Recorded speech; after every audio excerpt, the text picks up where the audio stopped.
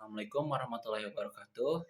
Perkenalkan, nami Abdi Lukmanul Hakim, asal kelas A3 dari Prodi PGSD, kampus IKIP Siliwangi. Saya di sini akan mempresentasikan tentang perpindahan kalor dan siklus air. Kalor dapat didefinisikan sebagai bentuk energi termal atau total energi panas yang terkandung dalam suatu objek.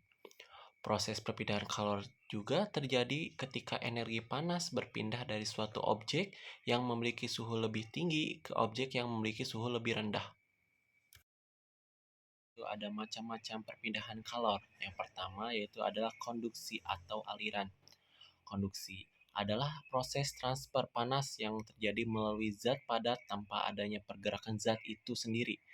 Ketika salah satu ujung sebatang logam dipanaskan di atas api, ujung yang berlawanan akan merasakan peningkatan suhu.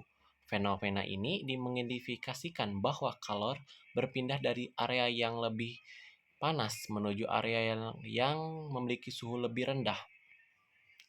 Sebagai contoh, tutup panci menjadi panas saat digunakan dalam proses memasak. Kedua, yaitu ada konveksi atau hantaran. Konveksi dapat didefinisikan sebagai proses perpindahan panas yang terjadi melalui aliran, di mana zat perantara juga berpindah ketika partikel-partikel dalam suatu medium bergerak dan menyebabkan transfer energi panas. Fenomena konveksi pun akan terjadi. Proses ini umumnya berlangsung pada zat cair dan gas, termasuk juga udara.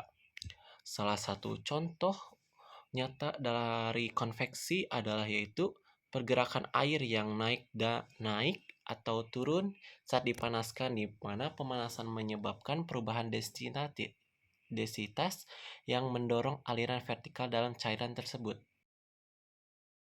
Yang ketiga yaitu adalah radiasi atau pancaran. Radiasi dapat didefinisikan sebagai proses pemindahan energi panas yang terjadi tanpa adanya medium perantara. Proses ini seringkali disertai dengan emisi cahaya. Salah satu contoh radiasi yang umum terjadi adalah pemanasan yang dialami oleh bumi akibat sinar matahari yang dapat menjangkau permukaan bumi meskipun harus melewati ruang hampa. Adapun kalian juga bisa melihat gambaran yang di atas ini sebagai pelengkap tentang konveksi, konduksi, dan radiasi. Siklus air, yang juga dikenal sebagai siklus hidrologi, merupakan suatu proses yang melibatkan pergerakan air secara berkelanjutan antara permukaan bumi dan atmosfer, sebelum akhirnya kembali lagi ke permukaan bumi. Proses ini terjadi secara berulang dan berlangsung tanpa henti, menciptakan suatu sistem yang vital bagi kehidupan di planet ini. Tahapan siklus air. Yang pertama ada evaporasi, adalah penguapan air yang ada di permukaan bumi. Yang kedua ada transpirasi, atau penguapan yang air yang terjadi di jaringan makhluk hidup seperti hewan dan tumbuhan. Yang ketiga ada kondensasi, atau uap menjadi awan. Yang keempat adalah presipitasi, atau air yang turun dari awan sebagai hujan atau salju. Nah, segitu pemaparan dari materi yang saya sampaikan. Mohon maaf bila ada kesalahan, karena saya juga dalam tahap pembelajaran. Saya juga mencari materi itu dari Google, melewati artikel jurnal, atau menontonnya dari YouTube. Sekian dari saya. Wassalamualaikum warahmatullahi wabarakatuh. Dah.